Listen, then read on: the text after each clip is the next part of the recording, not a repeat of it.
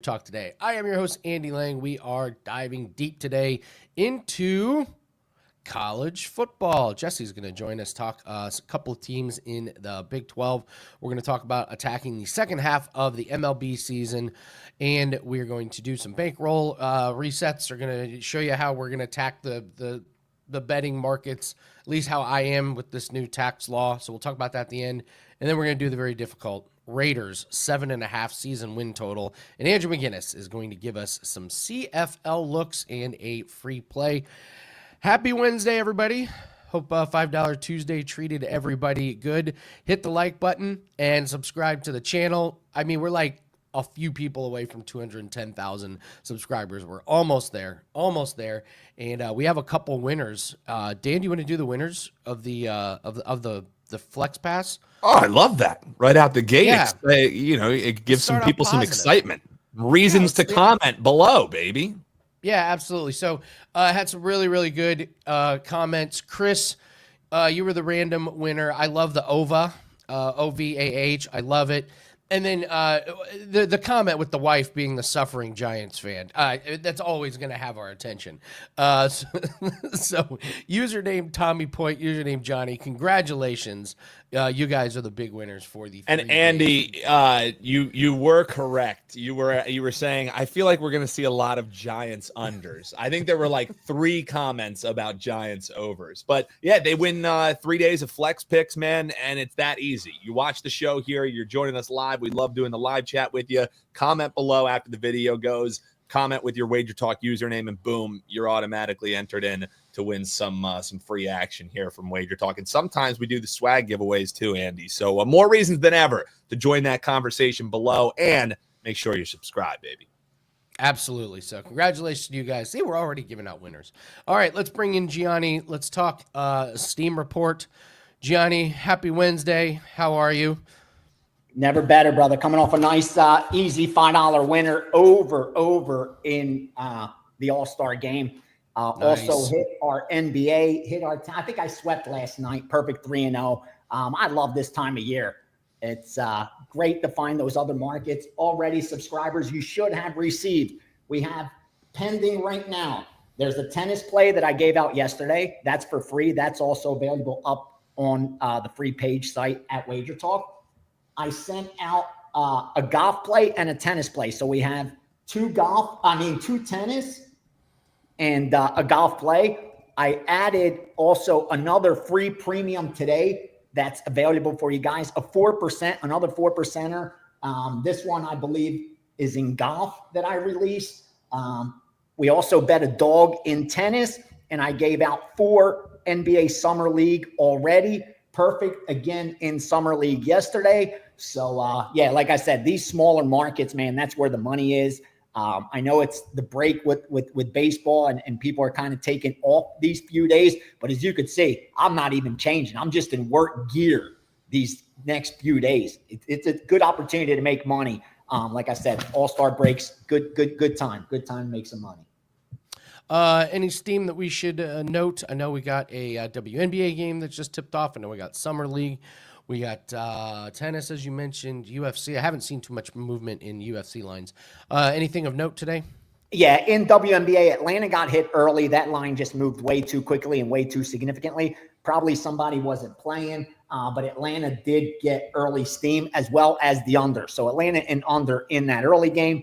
If you see anything that offers a little bit of value live, just know that's the sharp side, Atlanta and the under. Also, Minnesota later on. Minnesota -8.5, Minnesota -9 in WNBA action. And also the under from 158.5 all the way down to 157 under Golden State and Seattle. That's what has gotten hit so far in WNBA action. Again, like I said, the early game, Atlanta and the under, I was able to get down for the groups that I moved that for. But the line just moved too quickly. So unfortunately, subscribers, that's why you haven't got WNBA. Don't be pissed. If we aren't getting the good numbers, I'm not going to send them out. And the number on Atlanta and even the under was gone by the time I saw in the WagerTalk back end. The line had just moved too much. In Summer League, like I said, I released 4 plays to subscribers already. I'll give you guys one of the premiums here.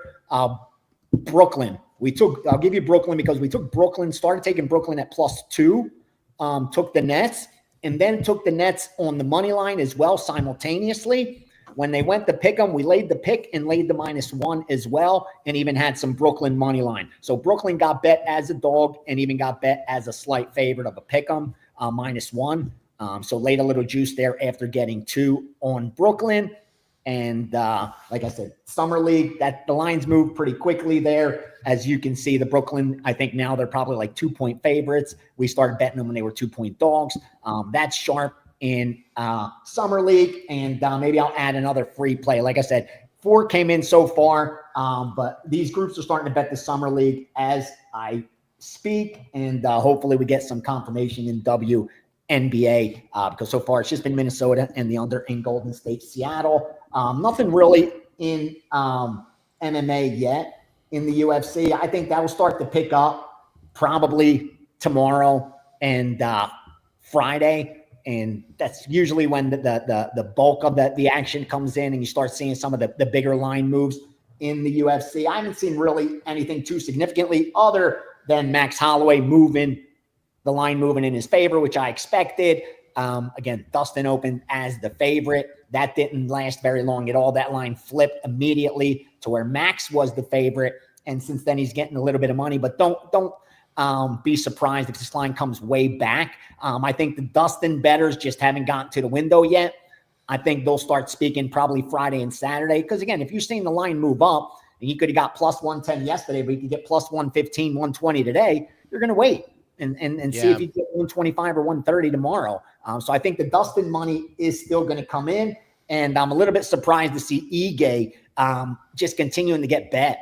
I was surprised that he got hit at -180, but the fact that he's getting hit at -200, -210, and I'm seeing -220 in a shop like Bet Online, who I respect a lot when it comes to MMA.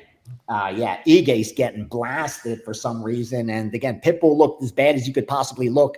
So I think there's a little recency bias to that price. Yeah, the WNBA game, Atkins and Angel Reese were ruled out. That's why that play got hit really hard. So if you guys are watching it live and you want to live bet, you could look at Cardosa over her rebounds. She only has 1 to start the game, but her total was 9.5. She's going to be the big playing most of the minutes. So Brian S. was asking about any regular season win totals that you have your eye on, Gianni. By the way, your proclamation about the Tigers, I think they lost 4 in a row to right before it's down to 60.8%. So that's where it's going to come on. It's not like I'm a psychic. It's just we see it every year. It's just a repeat. Why you got to change it? Nothing's going to change. And everybody's been bashing me all about Detroit. They keep winning. Just let's see where it ends. How it all turns out. I'm trying to find season win totals for second half, and I'm not seeing them. Okay. I got them on DraftKings. So maybe we'll do that topic tomorrow if you can find them. Because again, none of my I can't bet it. Like again, I have some accounts you're into not those books, but I use them for some live stuff. I'm not going to bet this shit. Oh, excuse me, like to get it flagged off of that stuff for like DraftKings or FanDuels. But yeah, even my off-screen outs don't have second half season win totals, and I just keep hitting refresh because I have my numbers already. My guy sent it to me where he expects all these teams to finish when the dust settles. He made his all his updates leading into the break. But yeah, hopefully we have some tomorrow that we could go over. I'll make sure I look for even the DraftKings ones. I'll even pull those up and give you some that I think offer up some value for you guys. So I'll write that. All right, Brian, we'll do a little bit more deep dive on that tomorrow. So Gianni, congratulations on the $5 play. Nice sweep. What do you have up for clients today? All right, we got our UFC package up. The 5% is already in there. Love that play. That's already up and available. I have my NFL season win totals and futures package, and I combined it with college football. So it's just one package, NFL and college football season win totals and futures. Like I said, stuff will just be coming in there as I confirm the first college football season win total that went out already to subscribers. We'll have some more between now and kickoff of the first weekend of college football and NFL.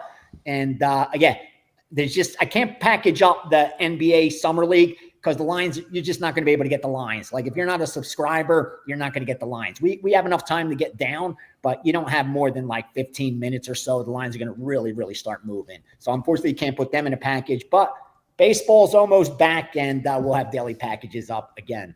I'm sure they got some long-term special for you guys because we're running hot right now, and really excited about the second half of baseball and football ahead. All right, great stuff, Gianni The Greek. Go check him out at WagerTalk. Happy Wednesday. Continued success, Gianni. So Arias asked, can give the numbers of what a 1%, 5% play looks like in terms of bankroll management. Yes, Arias, I will do that at the end.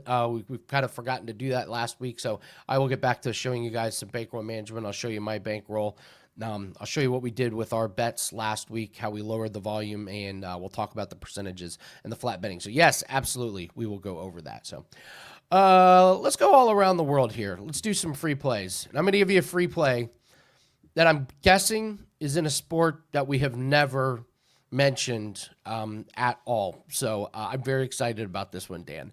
But let's start with MLS. We'll go Chicago at Atlanta. This comes from Nick Borman.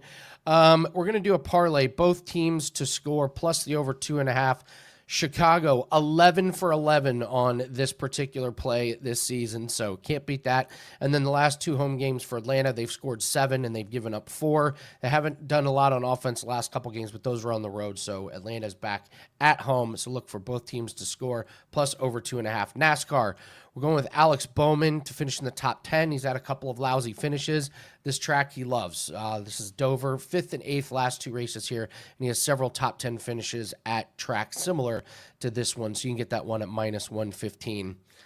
And yes, I'm playing a power slap play. This is a parlay piece. His name is Emmanuel Muniz, and he is fantastic. He's only got 2 recent losses. They were split decision losses. I thought he won one of them, and he's facing a guy who's 1-2 in power slap. Muniz is one of the best. He's got an iron chin, and he hits like a truck. This guy he's facing is completely overmatched. So you want a parlay piece, take a look at Emmanuel Muniz in power slap. So yes, those are your free plays. You're welcome, everybody. For the power slap content. All right. We put something together special for the All-Star break here, guys. Just for the viewers, it's full season access to both NFL and college football. This gets you every football play all the way through the Super Bowl and national championship. It's locked down for $777. And if you want to add the rest of MLB with that, only $99. It's less than $1 a day. 3 sports, 1 price. This is the early bird special on football. So if you know you're going to get football, might as well lock it in right now. That way you can take advantage of the second half of MLB season with your favorite capper. So again, NFL, college football. This is the All-Star break special. Add the second half of MLB for under $1 per day. Any handicapper. That is on the deals page over at WagerTalk.com. All right, let's bring in Andrew McInnis. We got to get our CFL fix in here. So, Andrew, how would you say the CFL season is kind of progressing here? Do we have the haves, the have-nots? Do we have a runaway favorite? What's your take so far? What are we, week 7? Week 7. Week 7. We're officially a third of the way through the season so far. And yeah, I think the takeaway for this season would be the parity we thought we had going into this year, and we were kind of talking up going into this season, just isn't really there as much. There's the bottom feeders, there's the middle class, and then there's the top of the top. There's been some surprise teams like the Calgary Stampeders, and some teams have played better than we expected maybe, but when it ultimately comes down to it, we expected more from some of the bottom teams this year, and so far, the Red Blacks, the Edmonton Elks, same old teams here. So, but everyone's saying dog days of summer, the most quiet week in sports. I got a game Thursday, Friday, Saturday, Sunday in the CFL. I'm excited about it. You get me excited when you talk about the all around the world segment, because I never know what the hell sport you're going to talk about and give out there. A power slap free play. I mean, I love it. And this is the best part. I mean, we had Gianni talking about it. There's always something going on right now in sports, always something to talk about. Well, let's talk a little bit about a specific play here. We're going to take a look at the Roughriders and the BC Lions. What is your take on this game? Andy, I always want to give out plays that everybody else is able to get down on. And as of late, the past few years, props and team totals overall have become more and more available in the CFL betting marketplace. So in this one, we're going to look at over 26.5 team total for the BC Lions. When I look at this Lions team, well, they've had a tough schedule. I really had a lot of faith in them coming into this year. But the only easy games they've had this year are against the exact same team. 2 games against the Edmonton Elks. Other than that, they've played Winnipeg twice. They've played Saskatchewan already. And they played the Montreal Alouettes, where they came back and had to win that game by just 1 point. So when I look at this team, I feel like they're about to go on a roll. And I feel like their offense maybe doesn't even look as good so far than they're capable of, just based on their schedule. And don't get me wrong, I know it's only a 9-team league, so how easy could their schedule have been? But they haven't really had too many easy games. Now, they're coming off a game against the Elks where they put up 32 points. And across all sports, CFL, NFL, NBA, NHL, whatever it might be, there's 2 ways that I approach when a team is coming off a victory over a really bad team. Is it a team that could have used a confidence boost? Is it a spot where they could have used momentum? And if so, I think they used that momentum to roll into their next game. But if it was a team that had all kinds of momentum beforehand and then they played a bad team, maybe they could slow the roll a little bit and like Marco says, get a little bit too fat and sassy. But this was a Lions team that needed an ego boost, needed a confidence boost, and they put up 32 points last week. Not to mention Saskatchewan lost their first game of the year last week. I think that'll kind of hit them a little bit, and they're going to lose 2 in a row now. And also the icing on the cake, I saw yesterday a report, not 1, not 2, but 3 DBs injured for Saskatchewan. 3 key defensive players for Saskatchewan did not practice. That's all I need to see to take this team total up and over 26.5 for the Lions. 3? It's like the entire bench is playing. Suit up, guys. Good luck. Oh man, that is brutal, man. Yeah, that's a. And you don't want to overreact, right, to injury information. Like, you don't want to be like, oh, these guys are injured, so let's jump on this. But I already liked the play. It just made it that much better. Yeah, you also don't want to underreact. You also, that's a big one there. The Edmonton Elks, man. They just can't get out of their own way. Someone posted, it's like they're just out there just to be out there, like just going through the motions. No heart, no like nothing inspiring.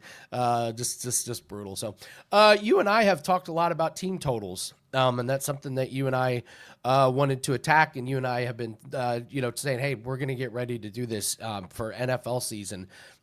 We dabbled in it in NFL and found a lot of success. It just feels like when you're focusing on one team and what can they do on offense versus the other team's defense, it just feels like it's a much easier handicap there. So I know you and I have talked about team totals. What's your expectation for team totals moving forward?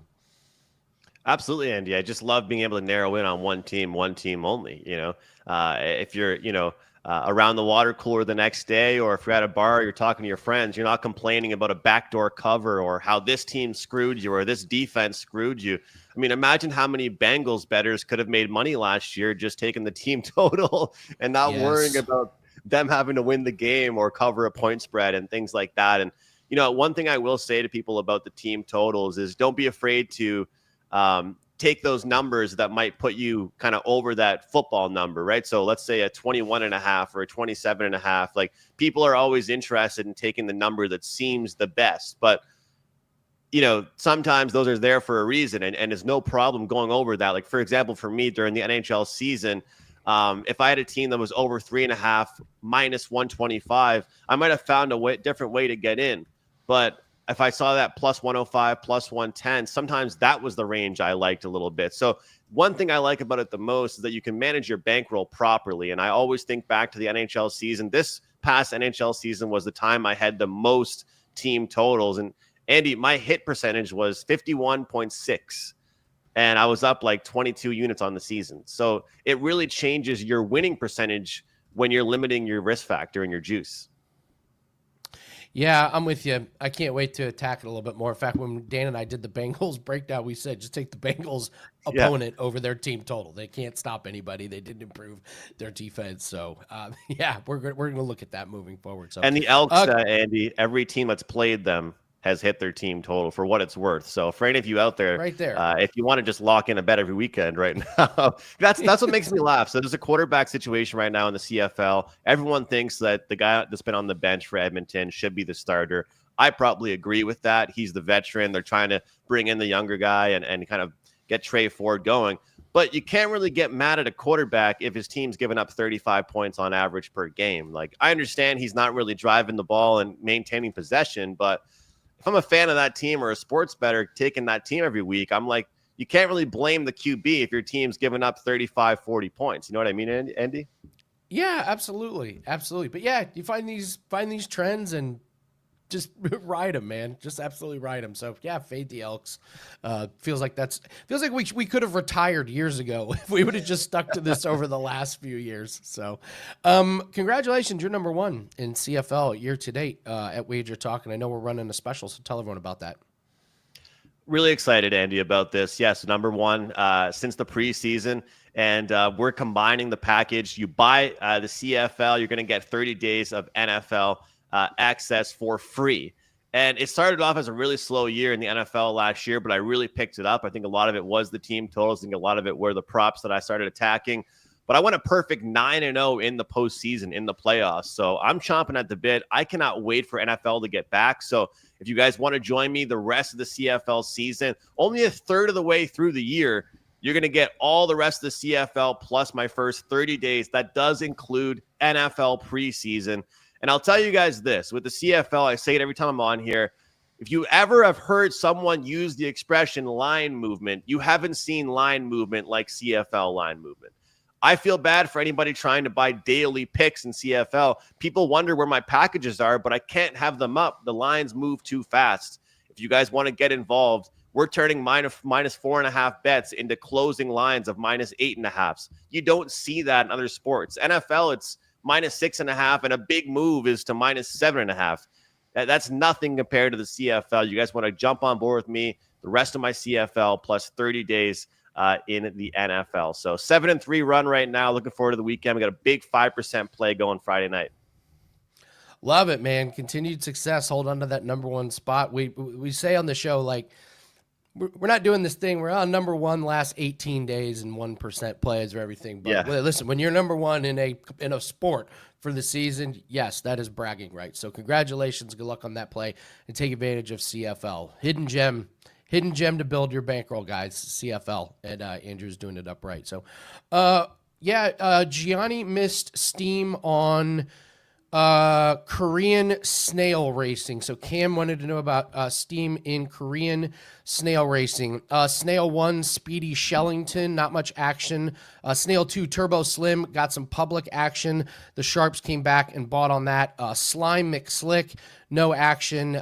Snail McSnaily, looks like nothing on there, but Slicker Racer did take some late action. So Cam, there is your Korean snail racing. And yes, I did just make all of those up. There is no betting on Korean snail racing. But if there was, that's your Steam report. So we do it all here at WagerTalk Today.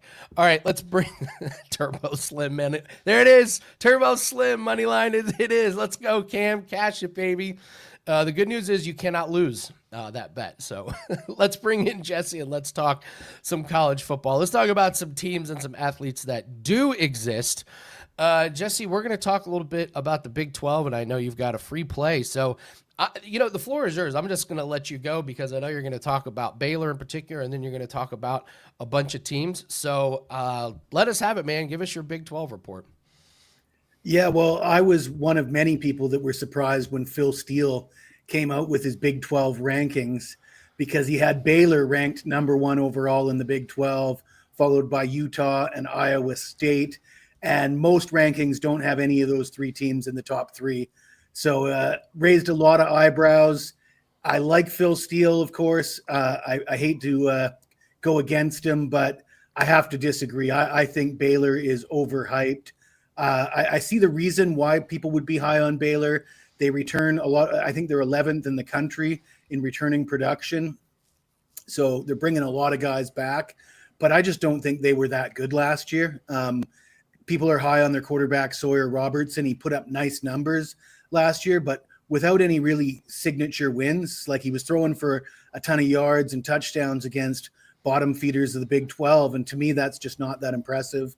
If you look at the teams that he beat last year, Texas Tech, TCU, Oklahoma State, West Virginia, Houston, Kansas, and Air Force, I'm not giving him any gold stars for any of those victories. This Baylor team sort of reminds me of 2022 NC State. Coming into the 2022 season, everybody was high on NC State, and I must admit I was buying the hype myself. Their quarterback, Devin Leary, had thrown for over 3,500 yards and 35 touchdowns the season before, and they came in expected to run away with the ACC. They ended up going 4-4 in the ACC, and they were a woeful 4-9 against the spread.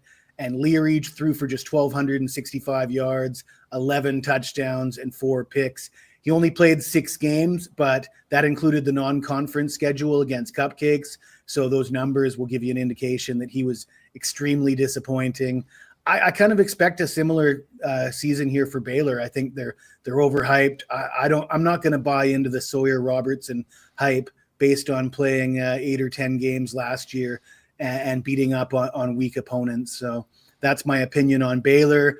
But the rest of the Big 12, let's talk about Farmageddon in Ireland. I'll be real quick with that. I went into this game thinking, Iowa State had a fantastic season last year.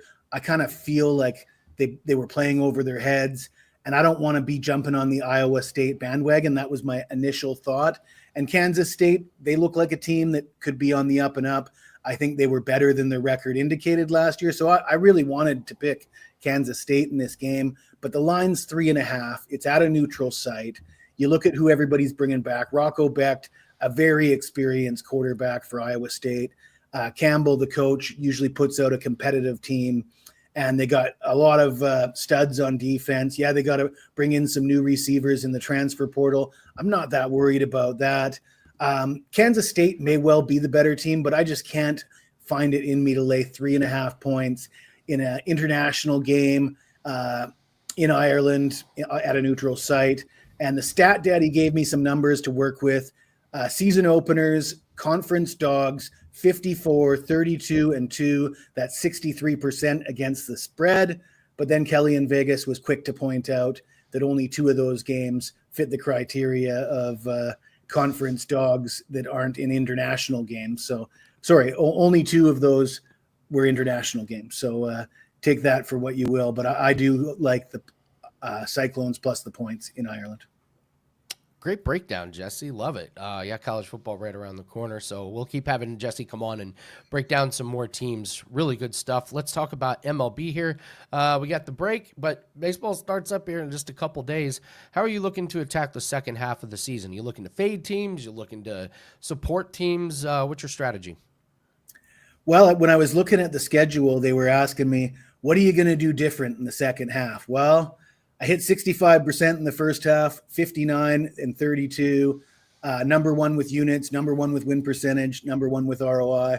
I'm not going to do a whole lot different, Andy. I'm going to stick with what I've been doing for the first half of the season. The one slight adjustment is I'm not going to lean into one of my criteria, which is current form, momentum, teams on winning streaks or teams on losing streaks, because coming off the All-Star break, I don't think that's very relevant. But I'm going to tell you how I break down a baseball game, and you try not to laugh.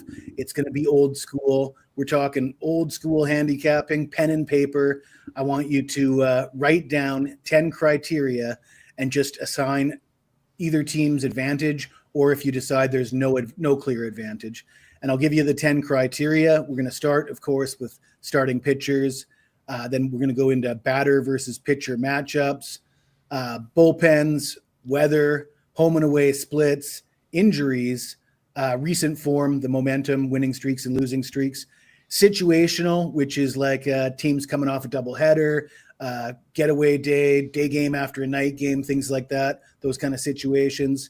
Park factors, if you're betting totals, you got to know what how the park plays, whether it's the wind blowing in at Wrigley or Colorado or the Sacramento park, the AAA park in Sacramento is a real over park.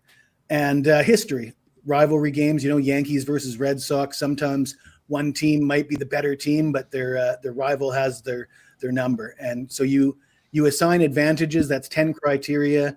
And if you can come up with a +4, that's a bet on situation. And if it's any better than +4, hit it a little bit harder. But that's a simple strategy. And it's been working for me for a couple decades now. So that's how I handicap Major League Baseball. Do you start to bet against teams when it's pretty obvious that they've thrown in the towel, or they start trading guys, or is that something that you look at, or do you just stick to those criteria? Yeah, I mean, I think that's going to go into some of those criteria, like the situational or the history or the current form, right? Teams on big losing streaks, especially in the second half, teams that are tanking. But yeah, I'm not going to change much. I mean, I do rely heavily on starting pitching matchups, and I don't like to involve bullpens if I don't have to. Bullpens, to me, if you're betting the total or if you're betting like a run line dog, you have to factor in the bullpens. But if you're just betting on like an 8, because a lot of people, especially recreational bettors, guys that aren't pros, they just want to bet on aces, right? Oh, DeGrom's pitching or Schule or Skeens, right? I think if you're doing that, you're wasting your time betting on 9 innings. You might as well just do first 5 bets.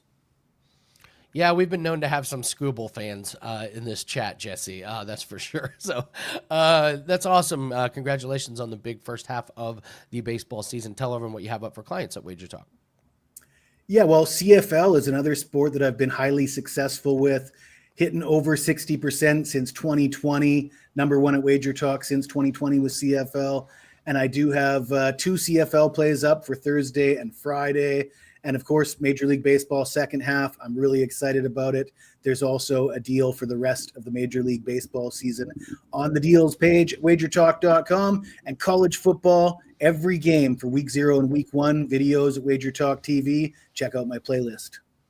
Love it. Great breakdowns, Jesse. Can't wait. Next week we'll pick another team in conference for you to go over. Jesse, everybody, we're gonna do the Raiders here in just a second, and then after that we're gonna talk about some bankroll stuff. We're gonna get you guys ready with some spreadsheets. Listen, nothing brings in the views like spreadsheets. That's just known across media. So, but we will talk about it. We had a question, and I'm gonna go over some things about how to kind of combat this tax bill that they've passed. I have my Open Championship pack that is up. Never had a losing season in golf. Couple plays in there already. And UFC 18 plays are up. 1-0 on UFC last weekend.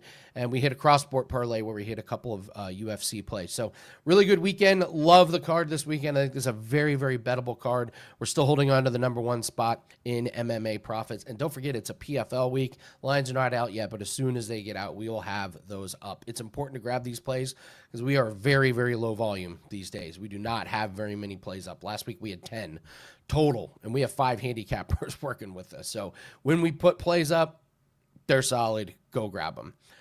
All right, let's talk about the Raiders here. Let's bring in Dan, and probably the most confusing one that we've had so far. Raiders, 7.5 wins. They were 4-13 last year. My opinion, Dan, you kind of throw it out the window because this is not the same team. It's completely different.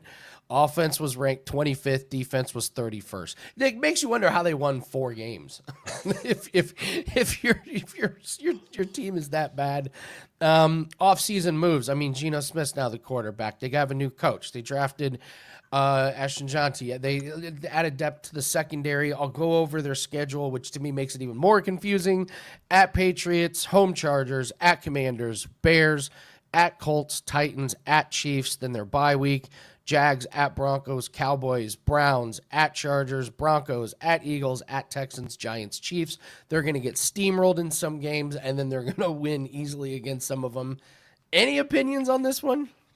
Yeah, I mean, the schedule isn't awful, right? But one of the worst No. parts of the Raiders' schedule is the fact that they have to play in the AFC West. And if you remember the hot take that I threw out there on the Kansas City Chiefs, I think this is going to be an incredibly competitive division, largely in part that this is just the wild card team.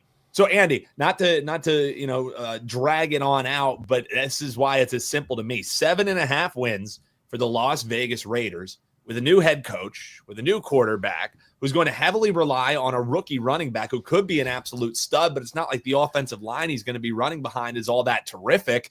And factoring in that if you're relying on a rookie running back, you'd probably want him to have some time to get his feet underneath him, right? Acclimate to the NFL. Well, the number one worst rest differential is the Las Vegas Raiders schedule this year. They're going to have a lot of games with quick turnaround for a team who's trying to find their identity. You know, I feel like more time to prepare for a Pete Carroll would be advantageous for this team. But around 7.5 wins after winning 4 last year, and a lot of those were toss-up games, yes, there is reason to be more optimistic about this Las Vegas Raiders team. You can't be any worse optimistic than when you knew you had a lame dud head coach. You knew you didn't really have much of a direction. You bring in Geno Smith.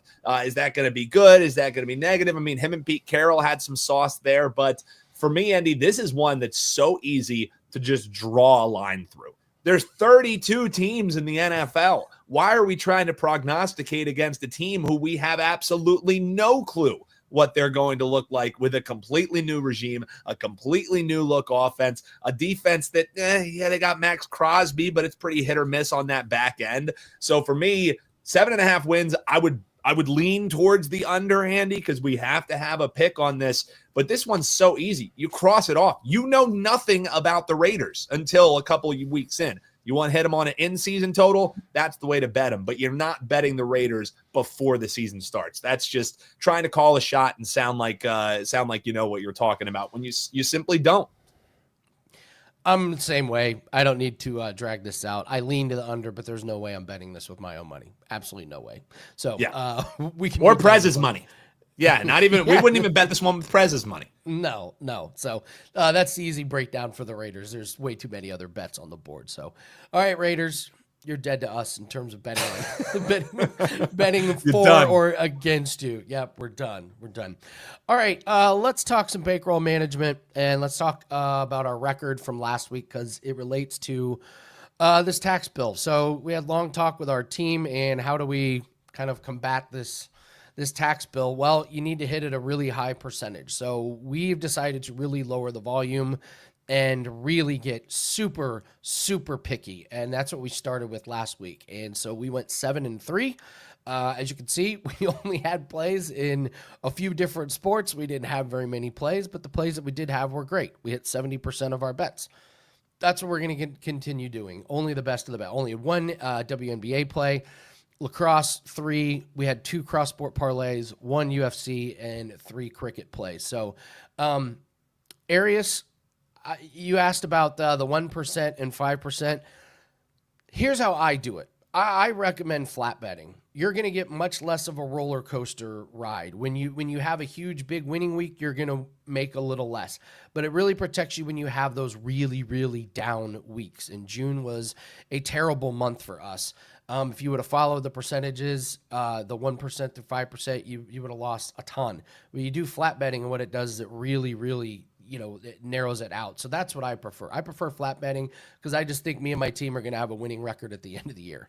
So what I do is every month I reset my bankroll, and that tells me what a unit is. So Dan, if we could pull up the spreadsheet, and you'll see June, we took a massive, massive hit on the bankroll. So you see we were at 67,174 and lost 34%. So that dropped all the way down to 44,334. So one of the biggest, money-wise, biggest hit, but percentage-wise, one of the biggest hits that we've had. So I reset the bankroll and determine what one unit is, and then I bet 2%. I think with this lower volume approach, I'm going to be betting a little bit more per play, because we are going to be super selective, so I may bump that up to 3%. But for right now, I'm betting on the 2%. Some people like betting more per play.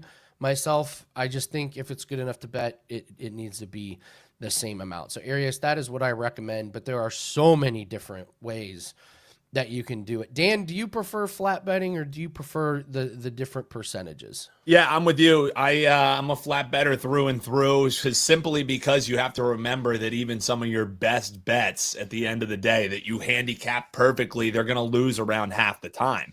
So for me, that's when I really got in trouble when I first started betting, was I felt stronger about one other play than the other. And then the one that I didn't feel as strong as, that's the one who ends up winning. That's the sport that I go on a winning streak in. So flat betting for me was the way to do it. Some people can scale, how good they feel about a play, but the plays that I submit to you for our lacrosse picks, I submit them and I let you decide, hey, how do we scale this one? Simply because for me, I'm betting 1 unit. And the only time I'll go up and I'll bet 2 units is something that I absolutely love. But Andy, I would say that's probably, I could count on one hand how many times I do that throughout an entire year of betting across all the different sports that we bet. And I've been burned on it, even though I still do it, fool me once. But yeah, I'm never pulling off the rubber band and, 3Xing, 4Xing, 5Xing my bet personally. Yeah, I don't do that either. I've learned my lesson. And really what it does is it protects you in the losing. And I always say, hey, listen, best way to make money is to not lose it. You have to protect yourself when you have losing weeks and losing months. It's more important than what you do when you have a winning, because you take massive hits to the bankroll and all of a sudden you're not going to have a bankroll. So that's how we do it. But the 1% to 5% that we use for on WagerTalk, it's kind of like confidence, if you will. So, but it does differ from handicapper to handicapper. If you have a specific handicapper, just reach out and ask them.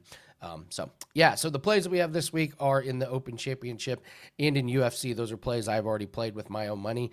And also, if you want to join our Discord, it's the Winning in the Shadows Discord. I'll put a link in the comment section. You go in there. We have these spreadsheets for free that you can download. You can track all your plays. You can track your bankroll. That's free to you. So I'll put a link in the comment section below so you guys can go download that. But if you're not tracking your plays, if you're not keeping track of your bankroll, you're really doing yourself a disservice, and it's a best way to learn what's working, what's not working. So take advantage of that. Those are free tools, and all the instructions in there on how to set up. So thanks very much, guys, for joining us today.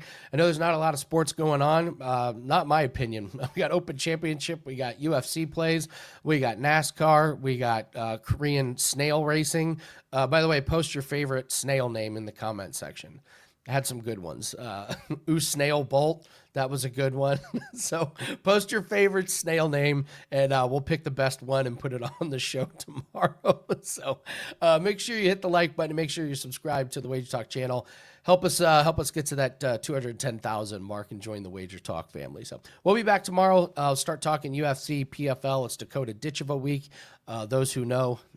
So good luck. And we're also going to talk some MLB win totals tomorrow. So lovely, lovely show today. We got a big one tomorrow. Thanks for joining us. Good luck on your